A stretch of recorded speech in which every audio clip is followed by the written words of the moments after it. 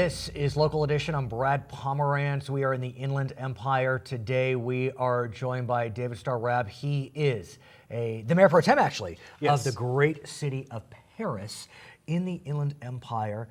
Perris is really coming into its own. I mean, you can feel it as you drive through it. There's something about it that it's time. Am I right? You're absolutely right. Right. We're growing in terms of population. We're at 73,000 now. At the 2010 census, we were at 68,000. And to give you some perspective, in 2000, we were at 36,000 people. Wow. So we've doubled our population within the last 17 years. Plus, there's been a lot more retail development, a lot of infrastructure improvements, a lot of the warehouses, giant distribution centers are making their home in Perris. And I'm speaking to someone whose, was it grandpa moved to Perris in the 40s? Is that right? My grandparents moved to Perris in 1940. Okay. My dad was born the next year in 1941 over at the old Riverside General Hospital. So how large was Perris back then? I believe it was about 1,500 people, and actually the area of Perris was much smaller at the time. We've doubled in area, but we were very, very small. In 1980, I think we were about 6,400 people. So how do you go from 6,400 to 73,000 in 35 years and do it in a way that is manageable and allows the community to still enjoy its flavor? Well, I believe it really wasn't managed properly in the 1980s and the 1990s. Fair. You had a hodgepodge of development. You had a lot of developers that were had a lot of the council people in their pockets. It created a lot of division and bickering. In the 1990s, there was two sets of growth. You had the first set that started in the mid-80s and went on to the early 90s, and then that was the boom when March Air Force Base was changed, realignment. You had a second part of growth that occurred from 2001 to 2008 or 2009 with this housing bubble. And I think that was much better managed in terms of the infrastructure, in terms of the stock of how the houses were developed. And so for reasons of which we'll find out, you decided that you wanted to join the team. And so you became a member of the Perris City Council. The youngest member, is it ever? Not ever. There have been people slightly younger than me. But you're one of the young ones. But one of the younger ones, top 5. Right, okay. So what made you decide to do that? I mean, look, you're a deputy district attorney, you're busy. What made you decide to jump into the fray? Well, at the time I was doing private practice, a lot of contract work. I wasn't a deputy district attorney. I grew up in the city of Perris, as I mentioned earlier. Right. Saw the city develop, but I believe it was not developing in the rate it should develop. You had a lot of the other cities, newer cities, Menifee, Eastvale. They were attracting a lot of the retail development, attracting a lot of the middle class people. And I felt Perris, some of the city council people were more concerned about merely getting reelected and not really developing the city to its full potential. So in 2014, I was 28 at the time, I put my name in to run for Perris City Council. I figured it was either now or never at the time. And you did it. So let's talk about development, because it is a challenge. Yes. We don't have redevelopment as a tool to lure businesses to Perris. You got to just kind of work with intuition and innovation. And, you know, the Inland Empire coming out of the recession, so it's a good time to be looking to lure business, but how do you do it without specific tools?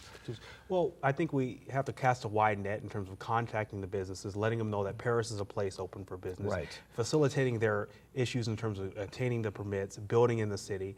And we have an economic development committee. We contracted business. We have a pot of money that we've set aside to attract different businesses. For instance, we've agreed with Corky's, which is an upcoming small breakfast place, to come to the city. We've waived some of their building fees in terms of credits and that. And you can do that. I mean, that's absolutely permissible. And that's what cities need to do, is they need to be innovative. They need to figure out ways to make their locales more attractive in the final analysis. I want to speak with you about how folks are elected to the city council. We know that as a result of court decisions, legislation, that cities around your size, some smaller, some larger, are going to have to move to districts. Right now you're elected at large. A city that's almost 75,000 is now going to have districts in 2018. What do you think of that? I think it's a good idea. I just think we need to really focus on how we implement the districts and not be bound by having, right now we're a mayor that's directly elected. Oh, you are four directly city elected council mayor, and 4 city council members. We don't have to fill into that seat of having 4 districts. We could expand into districts. We can make it where the council people have to live in a certain area and they're elected at large from the whole entire community. That is one way to do it. Although as a lawyer, will that survive constitutional scrutiny?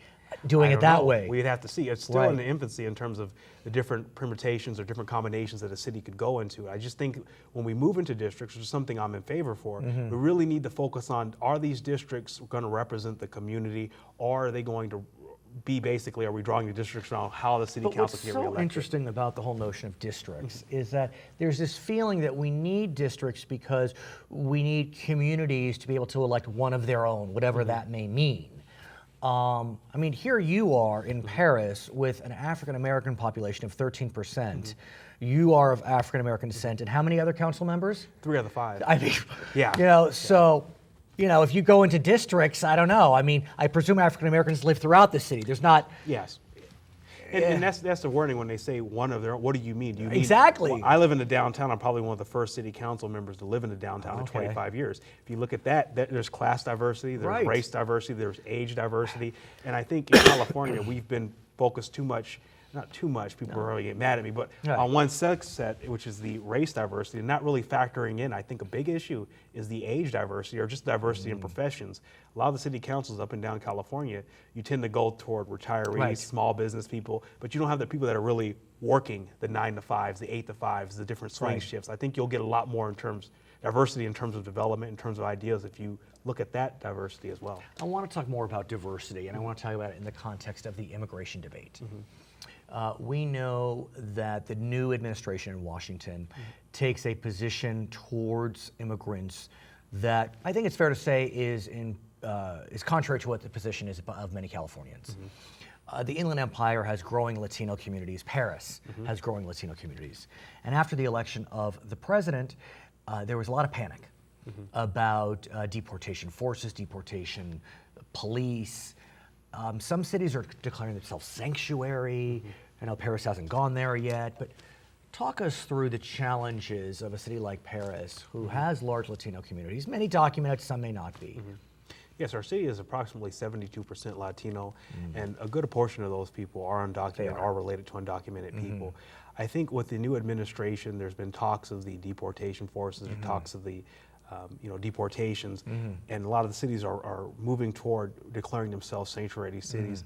I think it's going to be an issue that's going to come to the forefront in the next few months, but I think we should, as city council people, we have to parse out our decision and not be rushing into a decision that might be based more on election promises and not actually what will occur once the new administration is sworn in. And what the challenge becomes that when you think about sanctuary cities, that can mean a lot of different things.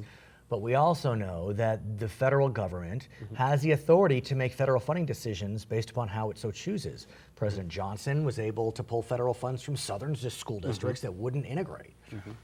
President Trump could presumably do the same. You're a sanctuary city, we're pulling your funds. And he's promised to do so. Right. I think we really need to weigh that in terms of moving forward if we are to declare a sanctuary city. And as a member of the law enforcement community, as a deputy district attorney, I don't know if my position will preclude me from actually getting into the fray on that. But I think we need to be slow, just like in district, and we need to be slow on what we do and not rash in any of our decisions one way or the other, and really factor it out. And the guiding factor is it in the best interest of the residents of the city of Perris? And I think that's something we'll see in the next few months. Yeah, these are interesting times and tough times. You have a lot of decisions before you. Very They're tough going to impact all 73,000 of your residents. His name is David Starr Rabb. He is the Mayor Pro Tem of the great city of Perris in the Inland Empire, where we are today. You're joining us on Local Edition.